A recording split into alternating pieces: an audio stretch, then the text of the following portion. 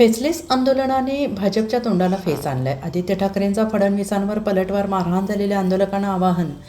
राजधानी दिल्लीतील आंदोलनाला देशभरातून पाठिंबा वाढत असून शिवसेना पक्षप्रमुख उद्धव ठाकरे हे उद्या 22 जुलै रोजी दिल्लीतील जंतर मंतरवर जाऊन आंदोलकांशी भेट घेणार आहेत. ते दिल्ली पोलिसांनी विद्यार्थ्यांवर केलेल्या लाठीचार्जनंतर देशभरातून संताप व्यक्त होतो आहे. आणखीन किती विद्यार्थी तरुण या आंदोलनात सहभागी होते आहे?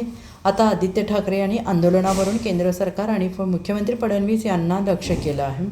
मुख्यमंत्री देवेंद्र फडणवीस यांनी या आंदोलनाला फेसलेस म्हणत अपप्रवृत्ती आंदोलनात घुसल्याचा आरोप केला आहे. यावर फेसलेस असलेल्या आंदोलनाने भाजपच्या तोंडाला फेस आणल्याचा पलटवार ठाकरेंच्या शिवसेनेने आमदार आदित्य ठाकरे यांनी केलेला आहे. गेले 2 आठवडे पाहतोय दिल्लीत तरुण आंदोलन करत आहेत.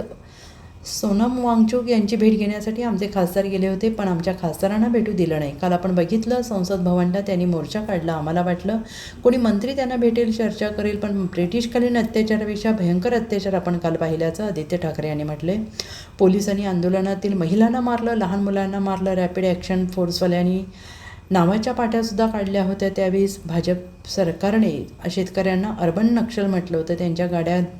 त्यांच्यावर गाड्या घातल्या. मुंबईतील शिवाजी पार्क चैत्यभूमीवर सुद्धा शांततेत आंदोलन सुरू केलं होतं. तिथे सुद्धा पोलिसांनी आंदोलकांना ताब्यात घेतलं. आमचे कार्यकर्ते धावून गेले, त्या मुलांना सोडवलं, अशी माहिती आदित्य यांनी दिली आहे. मात्र त्या मुलांना आज सकाळी पुन्हा नोटीस पाठवल्या असून पोलीस स्टेशनमध्ये बोलवलं आहे. त्यामुळे शिवसेना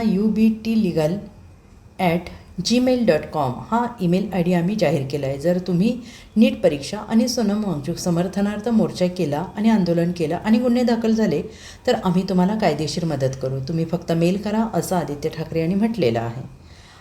जर त्यावेळेस पोलिसांनी त्या ठिकाणचा कंट्रोल घेतलेला नसता तर काही अयोग्य गोष्टी, अनावश्यक गोष्टी सुद्धा ते घडू शकलेल्या. नाही, आता ह्या राज्याचे ते जवळपास 12 वर्षामधून 10 वर्ष हे गृहमंत्री राहिलेले आहेत आणि 10 वर्ष स्वतः गृहमंत्री राहून जवळपास 7 वर्ष मुख्यमंत्री राहून त्यांना वाटत असेल की बाहेरच्या प्रवृत्ती अजूनही आपल्या महाराष्ट्रात येऊन काहीतरी गोळ घालू शकतात. म्हणजे फेलियर हे देवेंद्र फडणवीसच आहेत.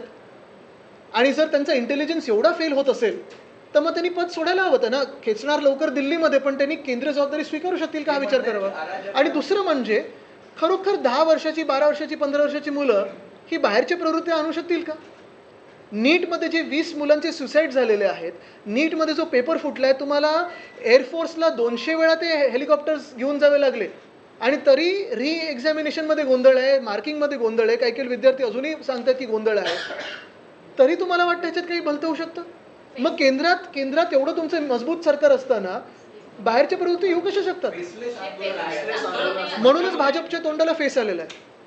सर, मुख्यमंत्री म्हणाले की जर पोलिसांनी नसता तर काही अनावश्यक गोष्टी घडल्या असत्या. हो, नक्कीच. कारण भाजपच्या विरोधात कोणी बोलणं आहे त्यांना अनावश्यक वाटतं आणि संविधान, लोकशाही अनावश्यक वाटतं भाजपला.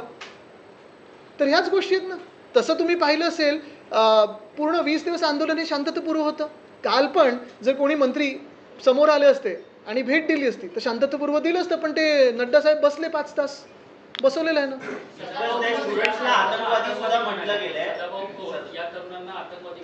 काय तर स्वतःची लोक आहेत जे कधी शिक्षणाकडे ज्यांनी लक्ष दिलं नाही, पास होण्याची कुवत नाही आहे एका साध्या एक्झामिनेशनमध्ये, हे लोक दुसऱ्यांना बोलत आहेत. आणि हे खरं तर आधी मला वाटतं शेतकऱ्यांसोबत उभे राहायचे एका काळी. ज्या भाजपमध्ये गेलेत त्या भाजपानी शेतकऱ्यांना अर्बन नक्षल, माओवादी, दहशतवादी गोळी घालून झालेले आहेत दिल्लीच्या बॉर्डरवर. आणि आता परत जेव्हा शेतकरी जात आहेत तेव्हा परत बॅरिकेड्स लावण्यात आणि जमिनीत खिळे ठोकणार आहेत. Bureau report, SBN Marathi, Mumbai.